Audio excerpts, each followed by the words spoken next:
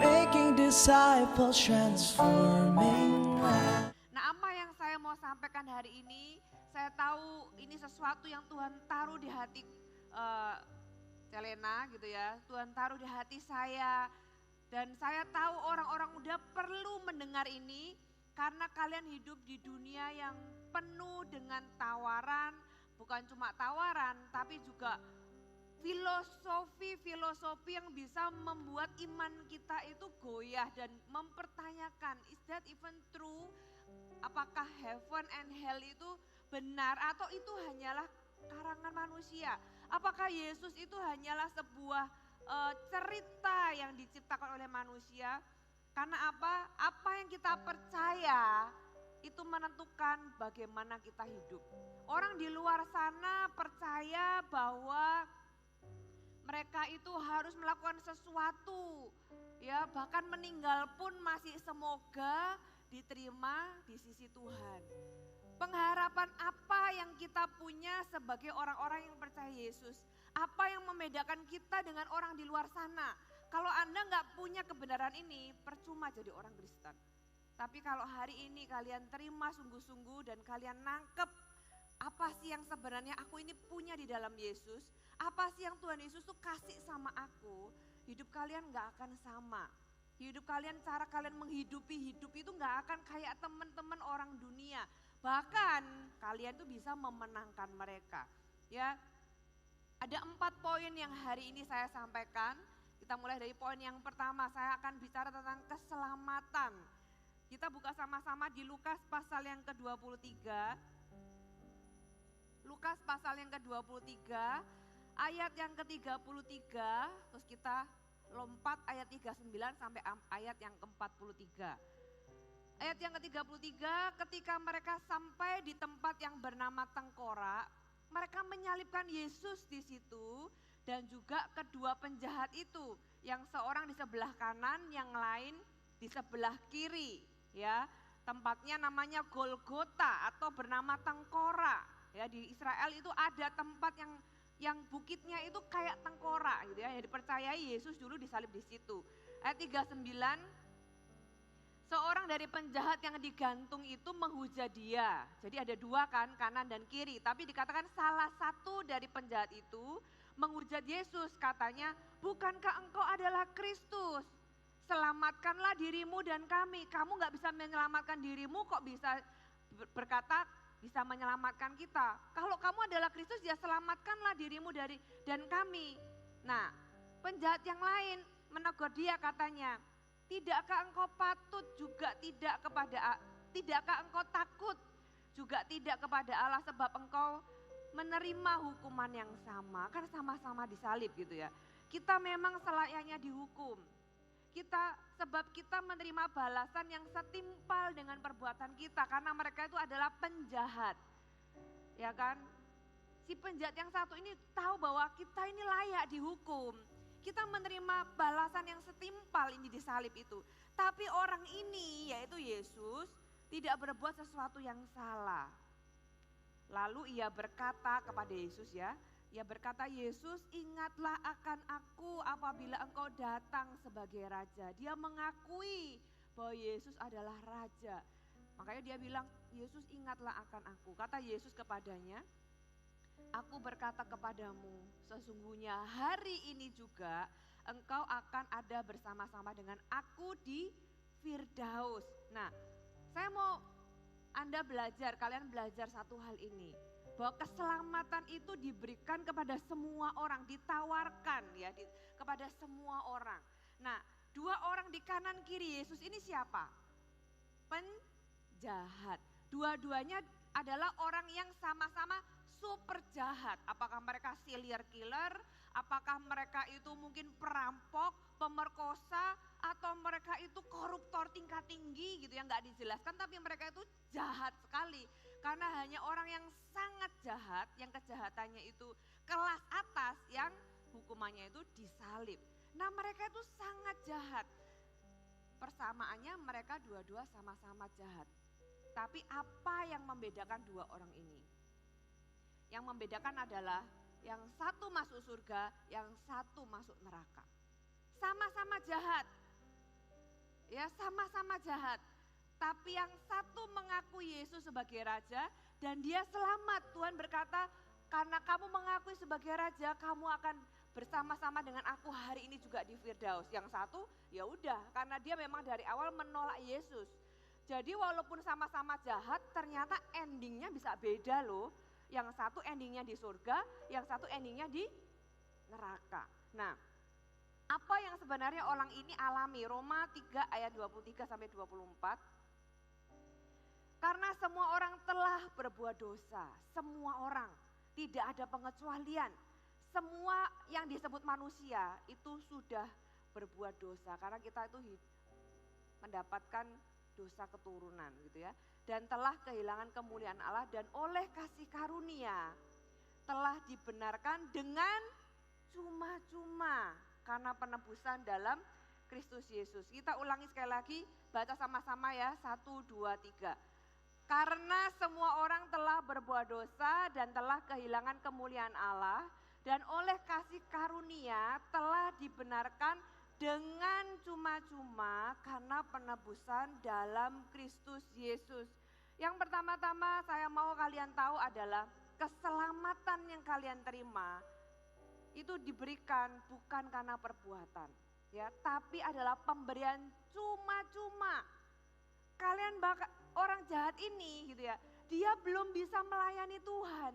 Dia itu dalam kondisi tergantung, sudah mau mati, sepanjang hidupnya dia itu berbuat jahat, gak ada baiknya lah mungkin ya. Ya, dia itu dikenal sebagai penjahat dan banyak melakukan kejahatan. Mungkin dia itu adalah public enemy dan melakukan banyak hal yang merugikan dan menyakiti orang lain. Sampai di akhir hidupnya, orang ini bisa masuk surga loh. Dia belum pernah melayani Tuhan, belum pernah berbuat baik, belum pernah bahkan minta maaf sama orang yang dia pernah sakiti. Dia berakhir masuk surga karena apa? Karena dia menerima keselamatan karena penebusan Yesus di kayu salib dengan cuma-cuma, for free. Dia nggak bayar tuh dengan perbuatan baik, dia nggak bayar itu dengan pengorbanan apapun, dia nggak bayar dengan pelayanan. Dia just like that, mati masuk surga. Kok enak ya? Nah itulah kebenaran yang kita harus tahu bahwa di dalam Yesus kita itu menerima keselamatan dengan cuma-cuma melalui kasih karunia Tuhan. Nah pertanyaannya gini, loh itu kan orang jahat ya kan? Gimana kalau orang yang baik? Aku tuh punya temenku itu baik banget. Dia itu ya kalau aku lagi sedih dia yang nemenin. Kalau aku gak punya makanan dia akan share makanannya sama aku. Kalau aku butuh sesuatu dia yang paling pertama datang sama aku. Tapi dia itu gak percaya Yesus dan tidak mau percaya Yesus. Dia masuk mana ya? Dia masuk mana ya? Saya ulangi sekali lagi, orang jahat tadi sama-sama jahat. Yang satu menerima Yesus, dia masuk surga. Yang satu menolak Yesus, dia tidak masuk surga alias dia masuk neraka. Ya, jadi mereka itu masuk, yang satu masuk surga bukan karena dia baik, karena jahat kok. Sepanjang hidupnya dia jahat. Dia masuk surga karena dia terima Yesus. Jadi yang satunya lagi nggak masuk surga bukan karena dia jahat, tapi karena dia menolak Yesus. The same thing also happen to your friends yang sangat baik itu. Kalau ada dua teman baik di kanan kiri kalian, baik banget lah. Bahkan mungkin lebih baik tuh daripada teman-teman kalian yang sama-sama Kristen misalnya. Dua-duanya sama-sama baik banget, kalian tuh mungkin berutang nyawa lah sama mereka. Yang satu diinjilin terima Yesus, yang satu diinjilin gak terima Yesus, malah menolak Yesus. Menurut kalian apakah karena dua-duanya sama-sama baik, dua-duanya masuk surga? Yang terima Yesus masuk surga bukan karena dia baik, tapi karena dia terima Yesus. Yang satu lagi, dia baik sepanjang hidupnya, mungkin dia gak pernah membunuh semut aja gak tega. Gitu ya. Tapi Anda kasih tahu tentang Kristus, dia selalu menolak, enggak. Walaupun dia baik, dia gak masuk surga. Jadi keselamatan itu benar-benar diterima karena kita itu percaya sama Yesus, bukan karena kalian baik nggak baik. Ya, kalau di luar sana yang mereka percaya adalah mereka harus berbuat baik, harus melayani, harus berkorban, harus melakukan sosial, baru kemungkinan diterima sama Tuhan. Mungkin ditimbang-timbang tuh dosanya, antara dosanya sama perbuatan baiknya mana yang lebih berat. Kebenarannya adalah sebaik apapun kita nggak akan pernah mencapai surga dengan usaha kita. Itulah kenapa Yesus mati di kayu salib. Suatu hari kalau kalian keluar sana dan ada orang yang ngasih tahu di luar kebenaran ini, jangan percaya. Ya, kalau kalian di luar kuliah di luar negeri atau kalian punya teman yang mengajari di luar kebenaran ini, itu bukan apa yang kita percaya. Di dalam firman Tuhan berkata, kita terima keselamatan itu mutlak di dalam Kristus dan diberikan dengan cuma-cuma. Karena itu hidup kita jadi hidup yang baik. Bukan kita hidup baik supaya dapat keselamatan, tapi karena kita sudah diselamatkan, kita hidup baik. Nah, yang kedua, keselamatan itu sesederhana percaya bahwa Yesus menebus dosa dan memberi hidup baru. Roma pasal yang ke-10 ayat yang ke-9 sampai 10. Sebab jika kamu mengaku, makanya tadi penjahat itu bilang kan, Tuhan kalau engkau datang sebagai raja, dia mengaku, dia melakukan confession, mengaku dengan mulut bahwa Yesus adalah Tuhan dan percaya dalam hati bahwa Allah telah membangkitkan dia dari antara orang mati, maka kamu diselamatkan. Karena dengan hati orang percaya dan dibenarkan, dan dengan mulut orang mengaku dan diselamatkan. As simple as that. Sesimpel itu, kita nggak harus lakukan apapun untuk diselamatkan. Ini adalah kebodohan bagi dunia. Tapi itu adalah hikmat Allah untuk kita bagi orang yang percaya. Ya, 2 Korintus 5 ayat 17, tetapi siapa di dalam Kristus ia adalah ciptaan yang baru, yang lama sudah berlalu, sesungguhnya yang baru sudah datang. Di dalam Kristus, keselamatan itu memberikanmu hidup yang baru. Bukan handphone rusak ganti casing, LED rusak ganti LED, bukan. Tapi ketika Anda dikasih hidup yang baru, itu artinya kalian kayak handphonenya rusak gitu ya. Bukan cuma diganti luarnya aja, tapi diganti the whole new, sesuatu yang baru, barang baru. Itulah kita di dalam Kristus. Jadi kita itu tidak boleh didefinisikan oleh apa? Kesalahan masa lalu kita, apa kata orang gitu ya. Dan semua hal bullying dari teman, apa kata guru dan sebagainya. Kita adalah apa kata Kristus, karena di dalam Kristus kita ini adalah ciptaan yang baru. Jadi kita tidak didefinisikan sama hal-hal yang di luar sana. Kebenaran yang ketiga, kalian harus tahu kalian diselamatkan dari apa. Ya, kita harus tahu kita itu diselamatkan dari yang pertama neraka. 2 Tesalonika 1 ayat 8 sampai 9.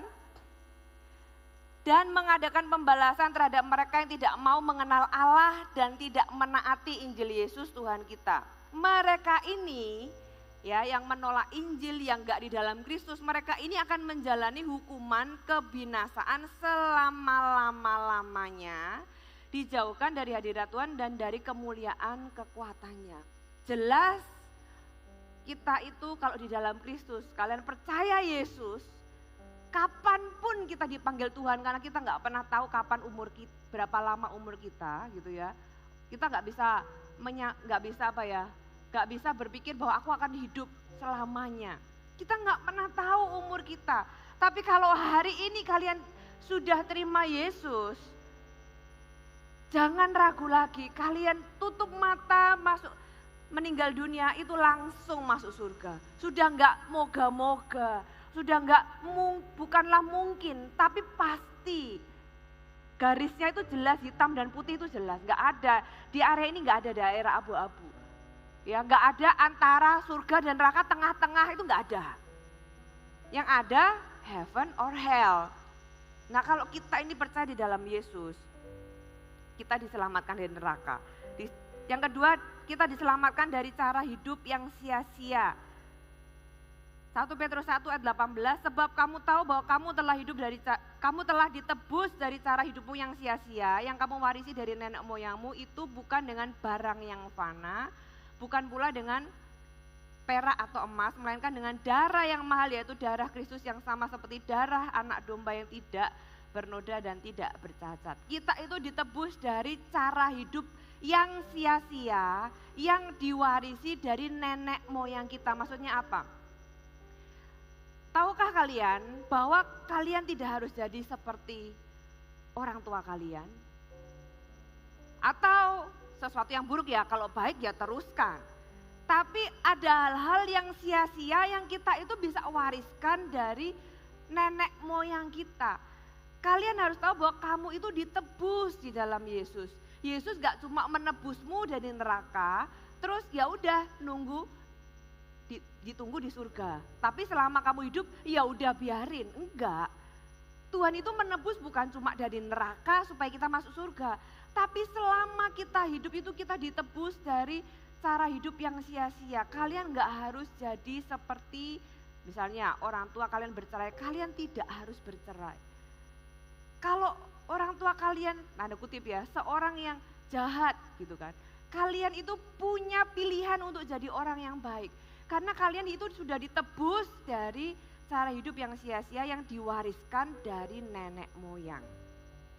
Yang ketiga, kita diselamatkan dari apa? Ibrani 9 ayat yang ke-15. Karena itu ia adalah pengantara dari suatu perjanjian yang baru supaya mereka yang telah terpanggil dapat menerima bagian kekal yang dijanjikan. Sebab ia telah mati untuk menebus, dia menebus apa? Pelanggaran-pelanggaran yang telah dilakukan selama perjanjian yang pertama. Alias pelanggaran-pelanggaran kalian atau kesalahan kalian di masa lalu sebelum kalian benar-benar lahir baru. Tuhan itu hapus loh semua. Makanya sekali lagi jangan pernah didefinisikan oleh masa lalumu. Masa lalumu itu sudah dihapus sama Tuhan, sesuatu yang buruk itu sudah ditebus sama Yesus. Kalau kalian hari ini ada anak-anak, ada orang-orang yang masih punya rasa bersalah gitu ya dan sebagainya karena apa yang pernah kalian lakukan. Hari ini terimalah pengampunan karena Yesus itu sudah menebusmu dari semua pelanggaranmu. Tapi firman Tuhan bilang, ya, aku mengampunimu tapi jangan berbuat dosa lagi. Waktu ada orang berzina datang kepada Yesus mau dilempari batu, Tuhan bilang siapa yang nggak pernah berdosa lempari dulu dengan batu. Ternyata nggak ada, gitu ya. Terus Yesus berkata, aku pun tidak melemparimu dengan batu, ya, aku mengampunimu istilahnya. Pergilah, tapi jangan berbuat dosa lagi. Pengampunan Tuhan tidak untuk disepelekan, ya udahlah nanti juga diampuni lagi. Enggak kayak gitu, itu namanya kita menyia-nyiakan kasih karunia Tuhan. Nah, kebenarannya kita itu di dalam Kristus, hidup kita tuh sudah di-reset kali. Hidup kita sudah di-reset dan kita itu punya pilihan. Itu seolah-olah kayak kita itu dikembalikan seperti Adam dan Hawa ada di Taman Eden. Seolah-olah kita itu punya pilihan bebas. Makanya Rasul Paulus di dalam 1 Korintus pasal yang ke-10, ya kalau tadi Kak Mek kan bilang, kenapa sih orang itu selalu tanya-tanya boleh enggak gitu ya. 1 Korintus pasal yang ke-10 ayat 21. Kamu tidak dapat minum dari cawan Tuhan dan juga dari cawan-cawan roh jahat. Kamu tidak dapat mendapat bagian dalam perjamuan Tuhan dan juga dalam perjamuan roh jahat. Maksudnya gini loh, kita ini enggak bisa campur, maksudnya kita nggak bisa Tuhan iya, dunia iya, Tuhan iya, dunia iya. 22, atau kalau kamu kayak gitu, maukah kamu membangkitkan cemburu Tuhan? Saya tanya kalau kalian punya pacar, mau nggak pacarmu itu kamu iya, yang lain juga iya? Nggak mau kan, cemburu kan? Tuhan juga sama, Tuhan iya, tapi main dosa iya. Tuhan iya, tapi yang lain juga iya gitu ya. Tuhan itu berkata, atau maukah kita itu membangkitkan cemburu Tuhan? Tuhan bisa cemburu loh. Apakah kita lebih kuat daripada dia, berani macam-macam gitu kan? 23, segala sesuatu diperbolehkan. Benar, tapi bukan segala sesuatu berguna. Segala sesuatu diperbolehkan, benar, tapi bukan segala sesuatu membangun.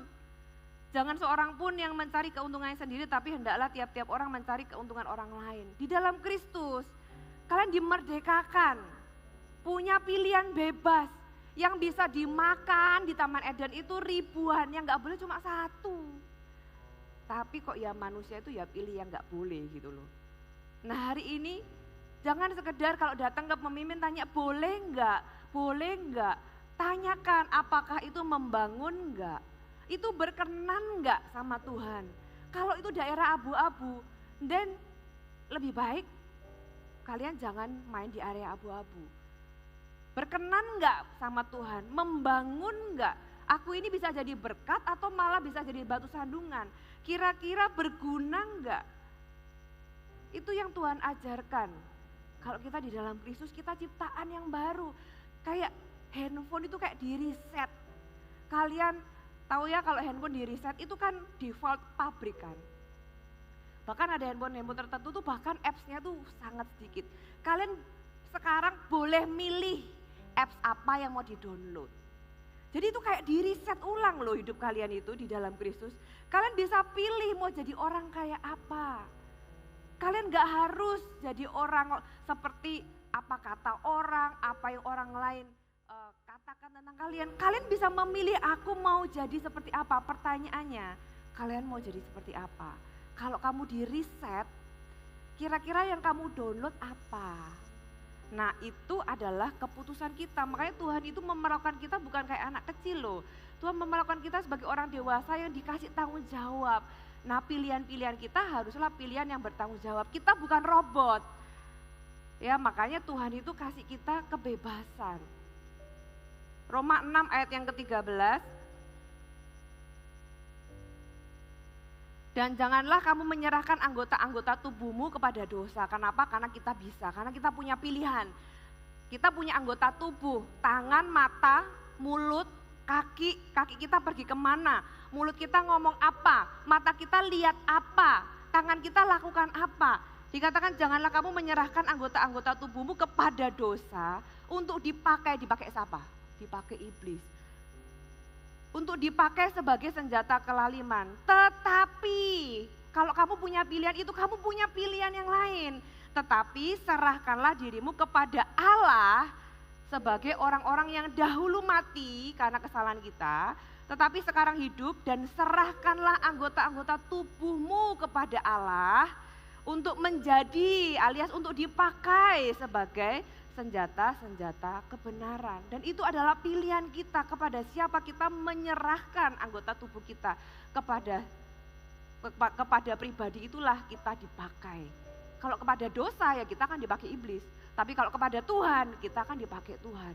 Dan itu adalah keputusan kita, bukan keputusan Tuhan. Bukan keputusan temanmu gitu ya, bukan keputusan pemimpinmu, tapi itu keputusanmu. Jadi kita diselamatkan dari semua itu, dan karena kita diselamatkan dari semua itu, kita punya pilihan. Hari ini hidupmu itu hidup yang baru, diriset sama Tuhan. Kebenaran yang keempat, yang terakhir, ini yang paling penting.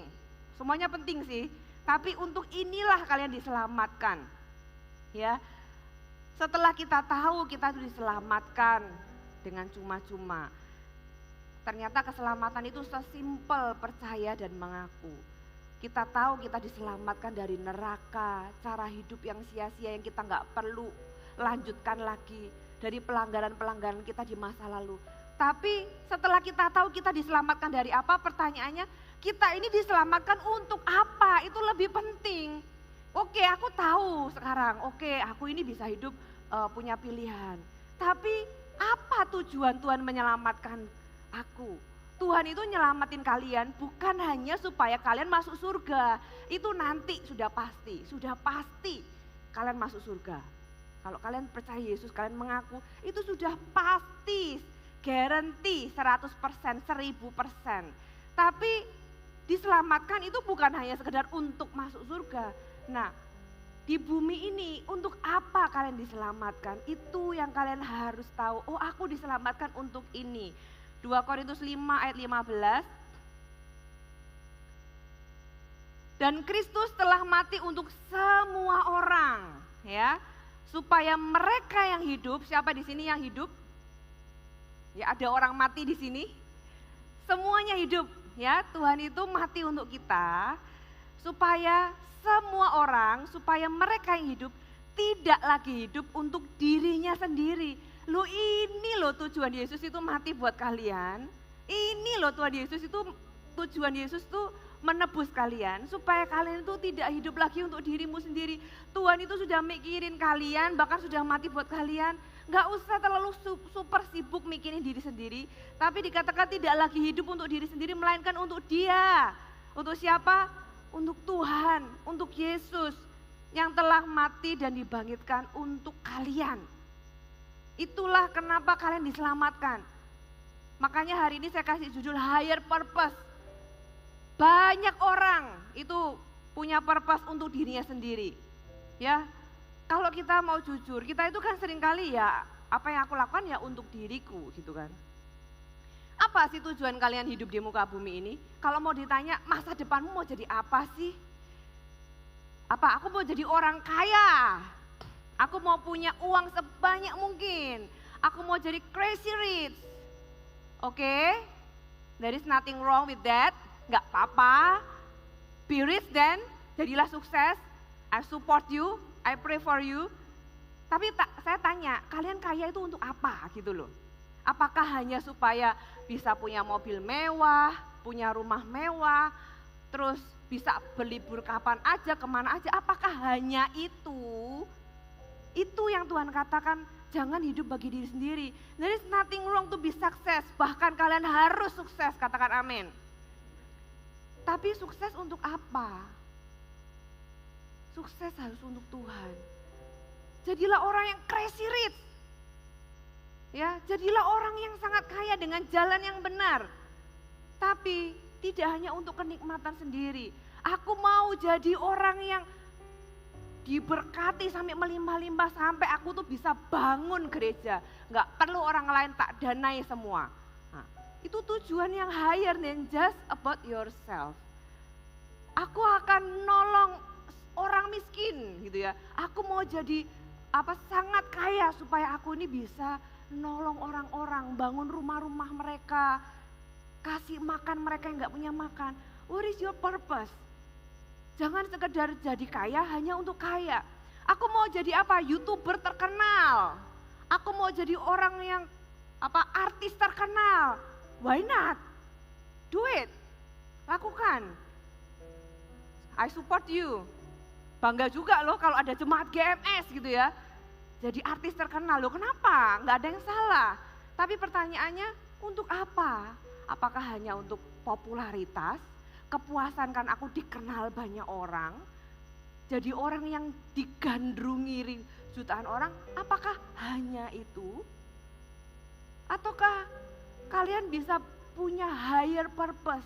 Karena kalian ditebus, itu bukan supaya kalian bisa hidup untuk diri sendiri. Tapi Tuhan bilang, aku menebusmu supaya kamu hidup untuk aku, katakan amin. Ya, aku mau punya jadi karir yang tinggi. Aku mau jadi CEO, aku mau jadi CFO, aku mau menjadi apalah ya. Yang tinggi-tinggi itu, yang komisaris lah, stakeholder, whatever. Semua yang tinggi, aku mau mencapai ke sana. Do it. Kejarlah itu. Tapi jangan hanya mengejar posisinya aja. What you can do with that position? Apa yang kamu bisa lakukan dengan posisi itu? Kalau aku ada di tempat yang lebih tinggi, aku bisa mempengaruhi lebih banyak orang untuk percaya Yesus. Kalau aku ada di tempat yang lebih tinggi, aku akan buka persekutuan di kantorku dan aku mau orang-orang yang gak kenal Yesus itu mereka kenal Yesus. Buat apa jadi YouTuber terkenal? Buat apa jadi crazy rich? Buat apa punya posisi yang tinggi? Ya buat Tuhan. Jadi Yesus menebusmu supaya kalian punya tujuan yang jauh lebih tinggi daripada hidup bagi diri sendiri. Katakan amin. Yang terakhir, untuk apa sih kita diselamatkan? 2 Korintus 5 ayat 17 sampai 18. Masih di ayat yang dilanjutkan gitu ya. Tetapi siapa di dalam Kristus, ia adalah ciptaan yang baru, yang lama sudah berlalu, sesungguhnya yang baru sudah datang. Dan semuanya ini dari Allah yang dengan perantaraan Kristus telah mendamaikan kita dengan dirinya Dan perhatikan, yang telah mempercayakan pelayanan pendamaian itu kepada kami. Dan mempercayakan pelayanan pendamaian itu kepada kalian. Bagi kalian yang tahu bahwa kamu sudah ditebus oleh Tuhan, bahwa kamu sudah diperdamaikan hidupmu dari Tuhan, dengan Tuhan, semua orang yang sudah ditebus Tuhan, kalian harus tahu bahwa each one of you, semua orang dari kalian, itu punya pelayanan yang namanya pelayanan pendamaian. Dan semuanya itu dipercayakan kepada semua orang yang sudah ditebus Tuhan. Jadi di pundakmu itu ada sebuah tanggung jawab. Tuhan kasih kalian sebuah pelayanan, sebuah ministry. Kemanapun kalian pergi, kalian harus tahu bahwa kamu punya ministry, yaitu pelayanan pendamaian. Apa itu pelayanan pendamaian? Kalian menjadi duta Injil untuk membawa orang kepada Kristus. Ayat 19 kita lanjutkan. Sebab Allah mendamaikan dunia dengan dirinya oleh Kristus dengan tidak memperhitungkan pelanggaran mereka. Ia telah mempercayakan berita pendamaian itu kepada kami. Jadi kami, yaitu kalian juga gitu ya, yang sudah diperdamaikan dengan Yesus, dengan Allah. Kalian ini adalah utusan-utusan Kristus. Seakan-akan Allah menasehati kamu atau menasehati orang-orang di luar sana ya dengan perantaraan kalian. Dalam nama Yesus, mintalah kepada mereka yang di luar sana, berilah dirimu diperdamaikan dengan Allah. Kata minta ini berarti adalah sebuah invitation, bener enggak? Aku minta kamu, ayo datang, ayo diperdamaikan dengan Tuhan.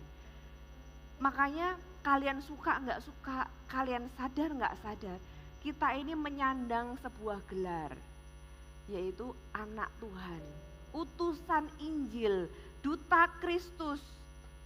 Karena kita ini di dalam Kristus, tadi kan ciptaan yang baru. Dengan kata lain, kalian itu pindah ke warganegaraan, dari gelap ke terang. Jadi KTP-nya langsung berubah nih, KTP rohaninya, dari warga negara kerajaan kegelapan, KTP-nya berubah menjadi warga negara kerajaan terang. Jadi kalian itu adalah duta dari kerajaan terang di dalam dunia yang gelap ini. Orang akan lihat kalau kamu ya ke luar negeri, ditanya, kamu dari negara mana? Kita jawab apa? Indonesia. Kita mewakili Indonesia. Kalau kita itu berbuat sesuatu yang buruk, yang jelek ya nama negara kita.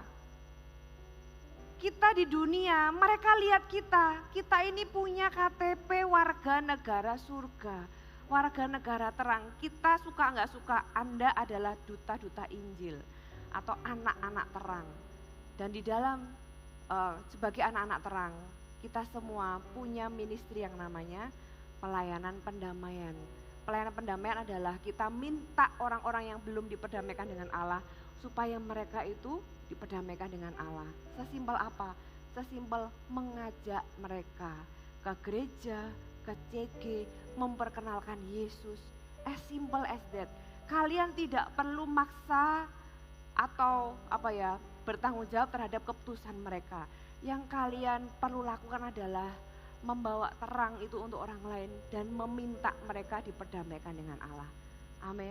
Hai, terima kasih sudah bergabung bersama kami, Gereja More Sharon, Jabodetabek. Sebagai gereja Tuhan, adalah kerinduan bagi kami untuk melihat Anda terus bertumbuh di dalam pengenalan akan Tuhan dan mengalami perubahan hidup. Maka dari itu, bergabunglah bersama komunitas kecil kami, Connect Group. Dapatkan informasi lebih lanjut pada kolom deskripsi kami. Last but not least, don't forget to subscribe dan bagikan video ini kepada orang yang Anda kasihi. Thank you for joining us and see you next time.